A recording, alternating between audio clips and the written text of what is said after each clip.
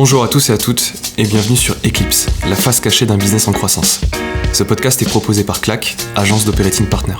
Chaque mois, nous recevrons un invité qui abordera une ou plusieurs problématiques rencontrées lors des phases de croissance de son entreprise, qu'elles soient RH, financière, marketing ou commerciale. L'objectif est de disséquer les solutions qui ont été mises en place et les actions concrètes pour réussir ces changements d'échelle. L'objectif final pour vous est de sortir de chaque épisode avec un apprentissage à implémenter directement dans votre boîte. Bonne écoute.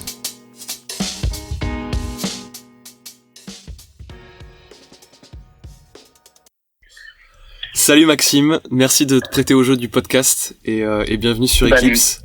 Merci beaucoup de m'avoir invité.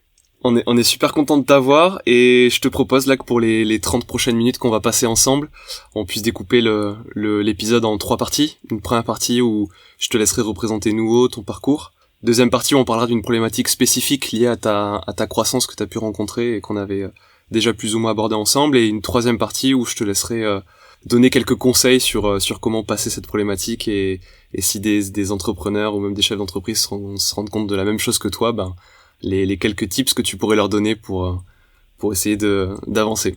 Ça te va ? Ok, c'est super. Parfait. La parole est à toi. Donc moi je m'appelle Maxime Richard, donc j'ai tout juste 31 ans. NIO, c'est une aventure qui aura 6 ans en novembre prochain.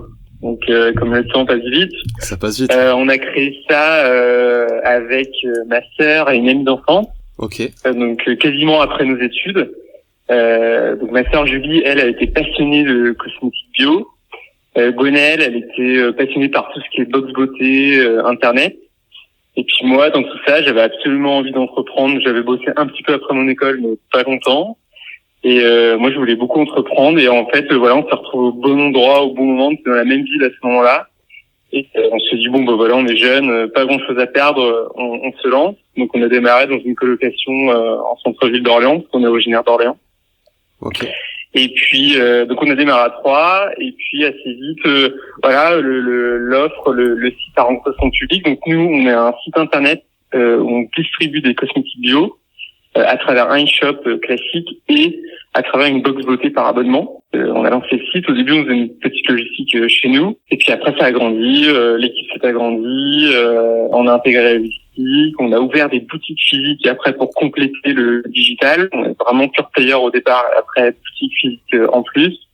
Et aujourd'hui on est 22 collaborateurs et on devrait faire environ 6 millions de CA cette année. Waouh, c'est une belle croissance. Du coup, 3 associés, 22 personnes. Comment tu passes là déjà de ce stade de j'ai envie d'entreprendre à 3 à un stade où tu te retrouves à une boîte de 22 personnes à gérer du coup des box à envoyer un petit peu partout en France et à l'international, parce que là vous distribuez vos box que en France ou un peu partout? Ah, on fait un peu les pays limitrophes, on fait pas de logistique hors Europe parce qu'après c'est plus coûteux et ça nécessite souvent des entités logistiques sur place. Donc là c'est une autre étape. Peut-être qu'un jour on ira, mais pour l'instant c'est pas dans la roadmap. Ok. Après, pour ta première question, finalement c'est assez naturel. En fait, on démarre au départ. J'ai envie de dire c'est un peu la fleur au fusil. On démarre tous les 3. On a envie d'entreprendre. Moi, je dis souvent que la première année entrepreneuriale c'est un peu la lune de miel. C'est rigolo quoi. Franchement, la première année on s'éclate depuis le début, mais la première année elle a une saveur particulière. Puis après voilà, on se structure, on embauche au fur et à mesure. Et puis finalement on arrive au bout de 5 ans, ça a grandi, il y a plus de monde. Aujourd'hui on est une équipe assez soudée, on a une moyenne d'âge autour de la 30aine. Ok. Mais les gens sont assez proches et franchement pour ça c'est une super aventure humaine aujourd'hui. Top. Du coup si sur la partie recrutement, quel est le poste que vous avez internalisé en premier? Parce que si je résume, ta sœur elle est plutôt sur le sourcing des produits, ta deuxième associée du coup Gwen elle est plus sur la partie e-commerce et toi plus sur la partie gestion un peu stratégique et financière derrière, ou vos rôles ils sont séparés, enfin ils sont répartis différemment? Non, ça ne vaut pas les rôles que t'as dit. Gonel, c'est plus le marketing et la com. D'accord. Moi, à la base, c'est la finance et la gestion, et par externalité, intéresse le e-commerce, donc c'est un truc qui m'a passionné assez rapidement, la techno e-commerce, les applis, etc. Ok. Et puis après, le premier recrutement qu'on a pris en interne, je crois que de mémoire, c'est le service client. Ok. Parce que les tickets mail, ça devenait assez vite chronophage et ça nous empêchait de se développer. Donc je crois que la première personne qui est arrivée, c'était au service client pour nous aider sur les mails. Voilà, ça c'est le premier vraiment recrutement. Après c'est vrai qu'avant il y a eu beaucoup de stagiaires. Parce que c'est vrai que c'est pas trop cher et au départ on était vraiment en cash burn, enfin en déficit. Faut savoir que l'entreprise Neo, quasiment les 80 années, ça a été déficitaire. Ok. Le temps d'atteindre un seuil de rentabilité suffisant, parce qu'en e-commerce les marges sont assez faibles. Voilà, il faut faire beaucoup de volume. Donc voilà, c'est vrai qu'au début on a démarré avec des stagiaires et puis après on s'est lancé dans le grand bain de CDI quoi. Voilà. Le grand saut. Et vous avez jamais levé de fonds? Si, on a levé des fonds en 2019. D'accord. On a réussi entre 2015 et 2019, on s'est financé par dette. Ok. Et puis arrivé à un certain moment, l'équilibre, je veux pas rentrer dans le détail, mais en gros l'équilibre bilanciel fait que la banque dit stop, on est un peu au taquet de la dette. Ouais. Et là pour continuer, après c'est un choix en fait. Si on veut rester flat, je pense qu'il faut arrêter de chercher la croissance et on peut trouver un équilibre. Par contre, si comme nous on avait des ambitions de croître et de grandir, et là il fallait passer au-delà de la dette, donc c'est-à-dire des capitaux extérieurs et donc lever des fonds. Et du coup vous avez dilué votre capital et levé des fonds avec des investisseurs privés, ou c'était plus en comment ça s'est passé? Enfin si tu peux en parler, bien sûr. Alors on a fait 2 tiers business angel et 1 tiers fonds d'investissement. Ok. Voilà, on s'est dilué modérément histoire de garder le contrôle parce que c'est important que l'entreprise garde son essence. Ouais. Mais voilà, on a levé suffisamment en même temps aussi pour déployer notre projet stratégique, nos boutiques, continuer de grandir, voilà. Ok. Donc la stratégie cross-canal de se dire on passe du 100% e-commerce on passe à la boutique, ça s'est fait aussi post-levée de fonds avec un petit peu de moyens à mettre là-dessus?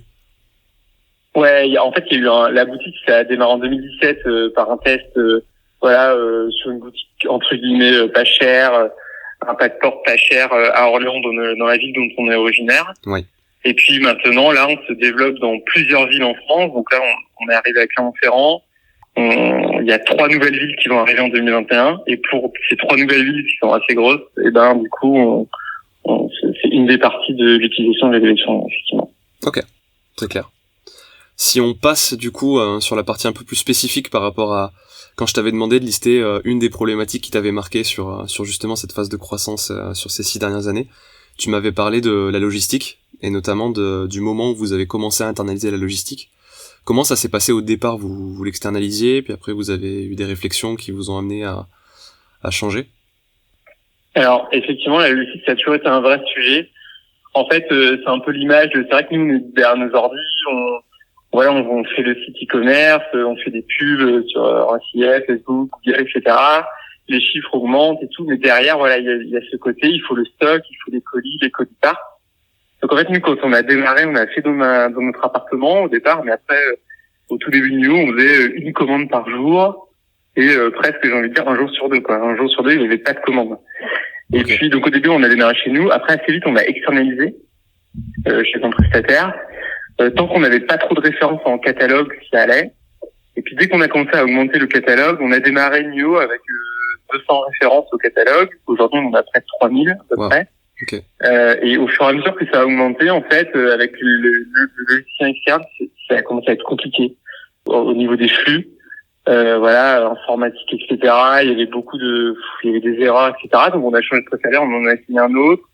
Ça a été encore compliqué. Finalement, on s'est rendu compte que notre stock, c'est notre richesse, quoi. Comme je disais, il y a plus de 3000 références.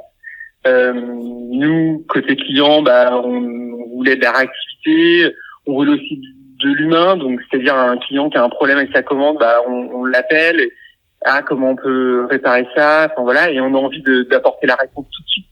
Et quand c'est un sous-traitant, des fois c'est compliqué parce qu'il faut qu'il y ait une structure, des process, et on peut pas décrocher son téléphone et dire tu veux pas envoyer la commande à cette cliente parce que là c'est urgent, elle en a besoin, elle va à un mariage samedi, tu vois. En fait, on s'est rendu compte qu'il y avait des limites à l'humanisation du truc, ce qui est normal parce qu'ils ont un logicien, il a aussi une logique de volume. Donc on a décidé de tout réinternaliser. Okay. Et ça, c'était en 2019. Donc à l'époque, on en avait 2000 des références, c'était déjà beaucoup. Et là, ça a été le gros challenge parce que nous, jusqu'alors, on s'était habitués, on était un petit local, que avec des métiers du digital, en gros, une petite boîte de e-commerce, quoi, mais qui faisait pas de logistique en interne. Et là, tout de suite, il a fallu trouver l'espace, le local, trouver le logiciel informatique qui allait faire que notre logistique allait être performante, parce qu'en fait, une logistique sans informatique, ça devient vite ingérable. Surtout quand t'as 3000 références. Ouais, surtout quand il y a 3000 références. Et puis, il fallait aussi une team logistique avec des compétences particulières, gérer un entrepôt, gérer les fournitures. Bref, voilà. Du jour au lendemain, on a dû un peu réinventer, j'ai envie de dire, la moitié de la boîte. Parce que cette logistique, on avait oublié comment on faisait, puis on l'avait fait vraiment à petite échelle, on gérait très peu de commandes. Et là, il s'agissait tout de suite de faire beaucoup plus de commandes, quoi. Si on parle des paliers, le moment où vous gériez tous les trois la logistique en interne, peut-être avec vos premiers salariés, ça représentait quoi en termes de nombre de commandes jour? Ça allait jusqu'à 20 ou 40 commandes jour. Ouais, c'est quand même pas mal. Ouais. Oui, on a réussi quand même à se débrouiller. Voilà, tous les jours on déposait des imports Excel, c'était assez fastidieux, l'impression des étiquettes de la poste. Enfin, voilà, même au début, on apportait nos colis à l'agence de la poste du coin. Donc c'est hyper chronométré. Après, c'est rigolo. Bah c'est bien de voir l'évolution. Parce qu'après, du coup, c'est à partir de quel volume de commandes que vous avez décidé de peut-être réinternaliser pour gagner en flexibilité, en réactivité, en personnalisation? Quand on a récupéré la log, on faisait entre 70 et 110 commandes par jour. Ok. Et puis aujourd'hui, on en fait entre 150 et en fait, ça dépend vraiment des volumétries. Il y a des moments dans l'année, le Black Friday, ou quand on fait nos calendriers de l'Avent, ou quand on fait des grosses opérations commerciales, des fois on monte jusqu'à 1500 commandes par jour. Okay. Et c'est dans ces moments-là que, en gros, il faut que la logistique soit optimisée parce que sinon, voilà, ça devient compliqué. Ok, très clair. Et justement, pour la mise en place de la logistique en interne, donc effectivement, tu nous as dit chercher un local, recruter les personnes, etc. C'était quoi ton process pour essayer de faire le moins d'erreurs possible et faire ça le plus efficacement possible, à la fois dans la réflexion ou même sur les personnes sur lesquelles tu t'es appuyé ou... Franchement, voilà, on a été humble, on s'est dit on n'y connaît rien, donc on a cherché des conseils partout où on pouvait en trouver, donc déjà dans les éditeurs de logiciels logistiques, qui sont assez généreux en termes de conseils. Et ensuite, nous on a la chance d'être à Orléans, donc à Orléans c'est un gros pôle logistique, il y a un gros centre Amazon à Orléans. D'accord. Et on s'est liés d'amitié avec deux anciennes personnes d'Amazon qui ont créé une startup par ailleurs. Okay. Et qui, eux, nous ont beaucoup aidé, à structurer la log, les allées, les emplacements, les réceptions, l'expédition, bien négocier son tarif de transport. Bref, on a pris une position, en gros, et c'est vrai, on n'y connaît rien, donc on a besoin vraiment de conseils, donc on était à l'écoute. Bien sûr, on a fait des bêtises, mais comme tout le monde, j'ai envie de dire. Mais on avance, et en fait, dès qu'on nous propose quelque chose, ou dès que notre responsable logistique, Vanessa, elle nous propose une idée, elle nous dit quelque chose, on ouvre les écoutilles, quoi. On essaie d'être à l'écoute et d'intégrer ce qu'elle peut nous dire, parce qu'elle a l'expérience en logistique. D'accord. Elle a bossé dans des grosses boîtes en logistique dans la ville où on est. Donc dès qu'elle nous suggère des choses, on est à l'écoute forcément, quoi. On est curieux et de toute façon on est dans une démarche d'évolution, mais ça c'est dans notre ADN d'entreprise. On double quasiment de taille chaque année en termes de chiffre d'affaires. Donc pour nous, évoluer, changer, remettre à plat les méthodes, c'est jamais un problème de toute façon. Donc du coup, si je résume, s'appuyer sur l'écosystème parce qu'il y a forcément des gens qui l'ont vécu avant toi. Recruter peut-être une personne plus expérimentée et pas hésiter justement à prendre de l'expérience pour qu'elle puisse aussi apporter son expertise là-dessus. Et après, quand tu parlais des petites erreurs que vous aviez faites, si t'en as en tête à nous citer, ça peut être intéressant à décortiquer. Tu vois, typiquement sur le dimensionnement du local, comment vous vous êtes dit, il faudrait je sais même pas quelle taille fait votre local aujourd'hui, mais comment tu te dis, il me faut 100, 300, 500 mètres carrés? Alors ça, c'est un vrai défi. De toute façon, j'ai l'impression que toutes les boîtes de e-commerce comme nous en croissance qui intègrent leur logistique, du coup, ça va être, j'ai l'impression qu'on vit tous ce balai des déménagements. On a démarré avec une surface de 250 mètres carrés. Là, elle fait 480. Okay. Là, on est en train de l'agrandir à 1000. Ah ouais, ok. Et on réfléchit à la future qui fera 2500. Tout ça, ces changements, c'est limite tous les ans. D'accord. Parce que forcément, la boîte grandit très fortement. Donc, puis là, en plus, il y a une accélération avec la levée de fonds et l'ouverture des points de vente. Parce que nous, en fait, l'entrepôt ici, il gère toutes les commandes e-commerce. Il fait aussi office de plateforme centrale pour toutes les boutiques actuelles et celles qu'on va ouvrir demain. Donc, de facto, les flux logistiques s'intensifient. Donc, ça veut dire plus de marchandises qui transitent et aussi plus de personnes qui travaillent. Donc, mécaniquement, ça, j'ai envie de dire, c'est un peu des calculs mathématiques sur Excel. Et puis on essaie de se projeter. Après, c'est difficile parce que ça dépend si les prévisions sont réalisées. Je pense que le meilleur conseil, et nous, c'est ce qui nous a le plus aidé, c'est d'être à l'écoute des conseils des gens et surtout d'être sur le terrain. Nous, on a fait un choix au départ et franchement, on essaiera de le maintenir tant qu'on pourra. C'est de d'avoir le siège, c'est-à-dire tous les fonctions support, toute la partie digitale, e-commerce et la partie logistique au même endroit. On sait que peut-être à un moment donné, si l'entreprise devient très grosse, on devra scinder les deux. Mais franchement, on aimerait le faire le plus tard possible, parce que le fait que les choses soient au même endroit, il y a de l'écoute, il y a de la compréhension. Je vais dire un exemple, tu vois, au e-commerce, il crée une offre super canon, du coup, ça va cartonner. Il va falloir ajouter un cadeau ou un mot spécial dans les commandes, bref, quelque chose de particulier. S'ils sont pas en lien, s'il n'y a pas une bonne communication fluide avec la logistique, ça peut créer tout de suite des couacs. La logistique n'était pas prévenue que le e-commerce nous juste cette idée, le nombre de commandes il a triplé, on n'avait pas prévu. Voilà, la logistique en fait c'est beaucoup d'anticipation. Ça c'est un truc qu'on a appris au fil de l'eau. Avant c'était vraiment on balançait une offre sur l'e-commerce, les commandes explosaient. En logistique on subissait un petit peu. Et les personnes qui travaillent en logistique, c'était pas facile pour elles d'absorber ça. Donc avec le temps, on a appris que il fallait communiquer, anticiper. Dans 3 semaines, on fera une grosse opération commerciale. peut-être qu'on va embaucher un intérimaire pour absorber le flux. Tu vois, c'est de la communication entre le e-commerce et la logistique, parce qu'en fait, les deux pôles doivent travailler main dans la main, quoi, clairement. C'est ça en fait. Je comprends ce que tu veux dire, parce que là, si on prend un petit peu toutes les fonctions qu'il y a ou les départements, on va appeler ça des départements dans votre boîte, celle qui de toute façon va être celle qui grossit le plus vite, c'est la partie logistique, parce qu'effectivement il te faut des mains pour faire les colis, faire les petits mots, envoyer, etc. Aujourd'hui, vous êtes combien dans l'équipe logistique? Aujourd'hui, ils sont 3 personnes, bientôt 4. Et par contre, quand il y a des gros pics de volume, on a déjà été jusqu'à 10 personnes. D'accord, ça marche. Et justement, tu parlais de cohérence de culture d'entreprise entre les différents services, et du coup l'intérêt d'avoir le siège au même endroit que le service entrepôt. Comment est-ce que vous fonctionnez au niveau de la communication entre ces services? Vous utilisez quel outil? Nous, c'est vrai que, alors c'est pas pour faire de la pub, mais on utilise beaucoup la suite Google. Donc tous les outils Google Drive, surtout en fait l'usage a explosé là avec le télétravail. Avant on fonctionnait avec la suite Office, mais là avec le télétravail, les dossiers partagés, être plusieurs en même temps dessus, clairement on a tous passé là-dessus. Et aujourd'hui c'est très fluide. Donc on a tous une réunion en fait une fois par semaine tous ensemble pour que les infos passent entre tous les départements comme tu disais.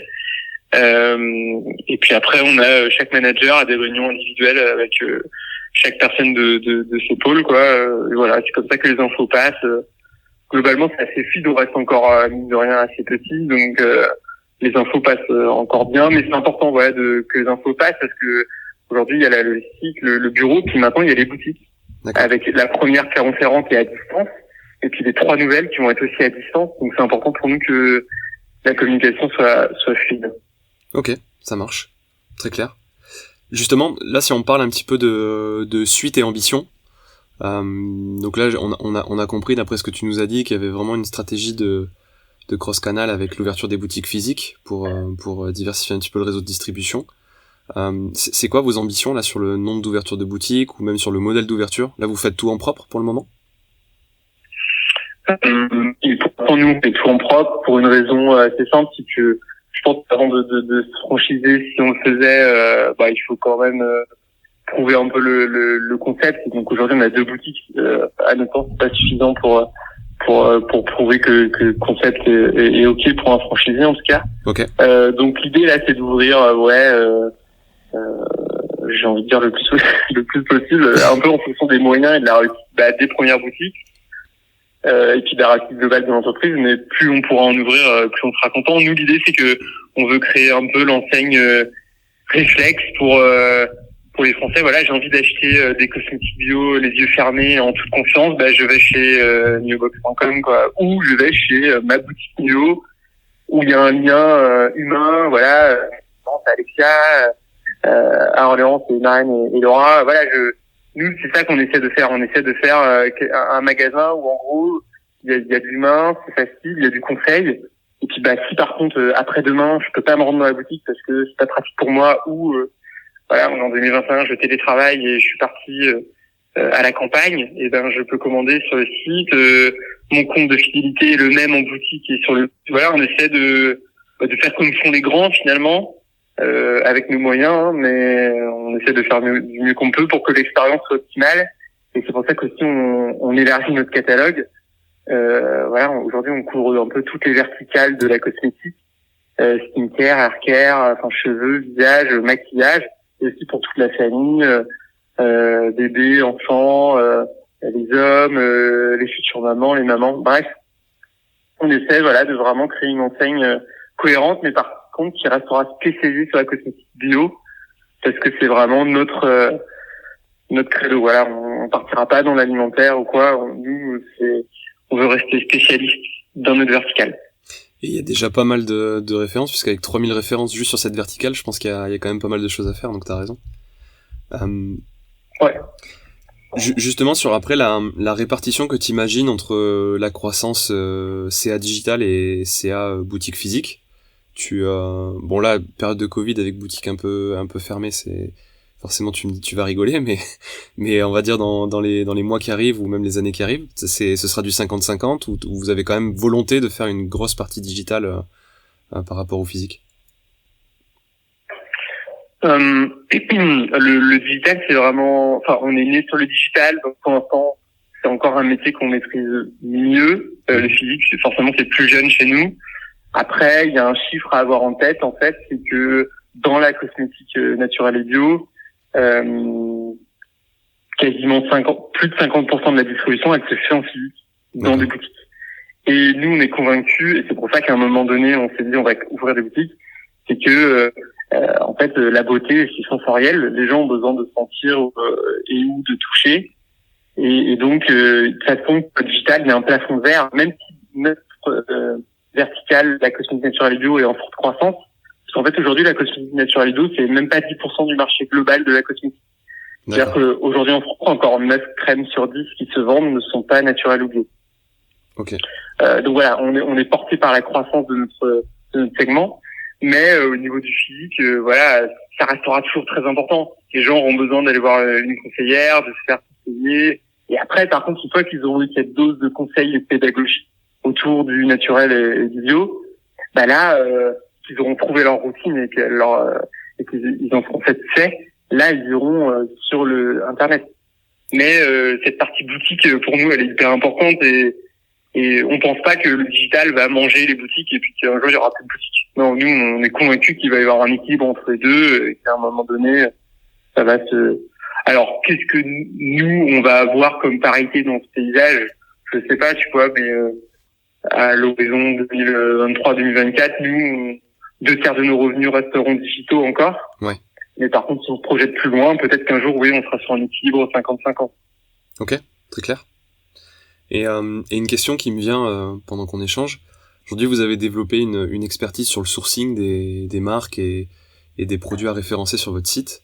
Demain, créer votre propre marque, on va dire votre marque plateforme, c'est quelque chose qui pourrait vous intéresser ou... Enfin, je suppose que vous y avez déjà pensé, donc tu me diras. Mais... Alors, effectivement, on y a déjà pensé. C'est un projet en cours de réflexion.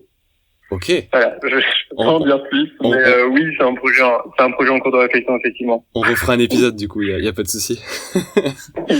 Cool. On arrive à la fin de l'épisode.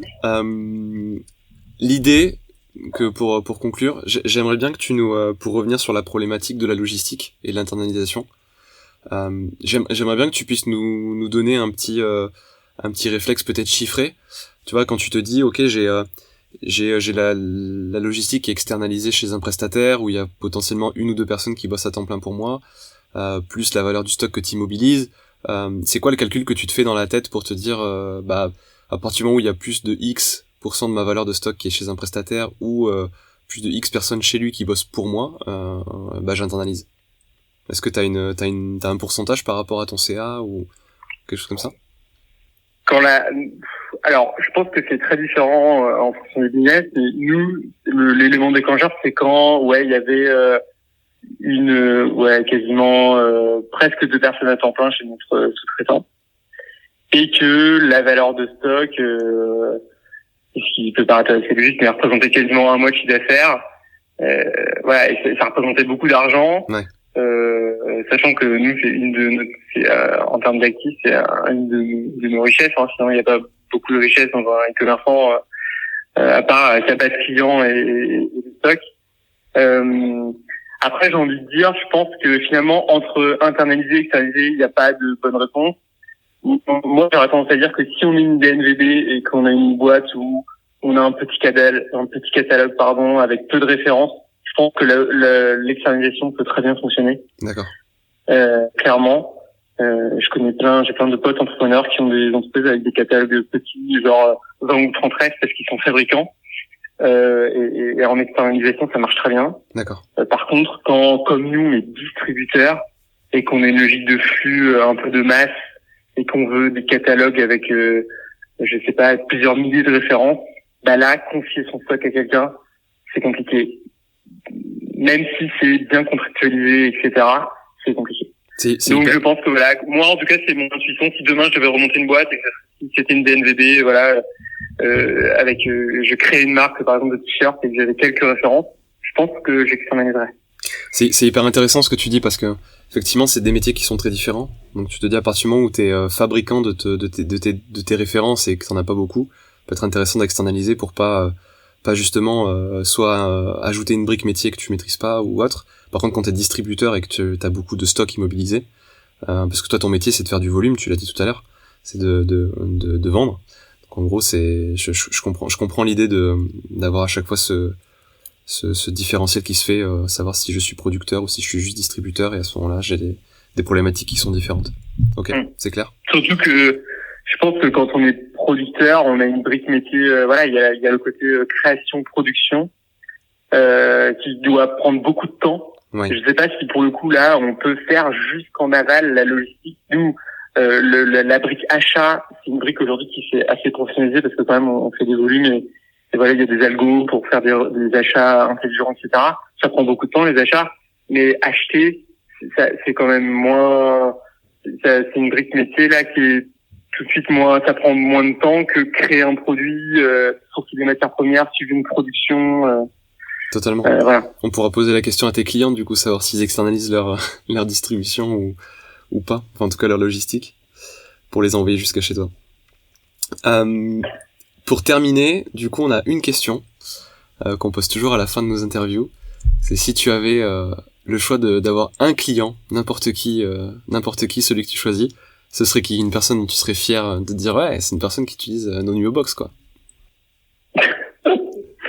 C'est une bonne question. Ne me réponds pas ta maman parce que je suis sûr qu'elle est déjà cliente. Je sais pas. Non, j'ai pas de personne en particulier. Je peux raconter une anecdote, c'est que il y a quelques années,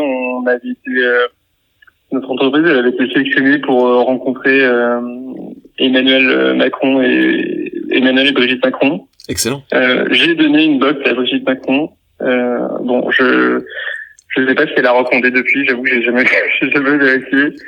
Non, j'ai pas de réponse. Nous, on veut diffuser au plus grand nombre, j'ai pas de réponse. Je perds. Très bien. Du coup, Brigitte Macron, c'est quand même pas mal parce que c'était il y a quelques années que tu lui avais donné cette box parce que j'ai remarqué un changement de teint. C'était en 2017. Par contre, je sais pas s'il était déjà président. C'était en 2017. Donc ouais, j'avais donné la box à l'origine maintenant. Voilà. C'est Elle beau, avait ça. emballé sur le moment. Je sais pas si derrière elle a utilisé tous les produits, mais bon. C'était Magnifique. un moment sympa. Belle anecdote. Bah, c'est cool. Bah, merci beaucoup, Maxime, pour ta transparence, en tout cas, sur toute cette expérience et ces 6 années de belle croissance, et le meilleur reste à venir, j'en suis sûr. On se refait du coup un épisode dans quelques temps, hein, quand on aura avancé sur le projet secret, et puis on se dit à plus tard. Ça marche. Bah merci beaucoup, avec plaisir. Salut Maxime.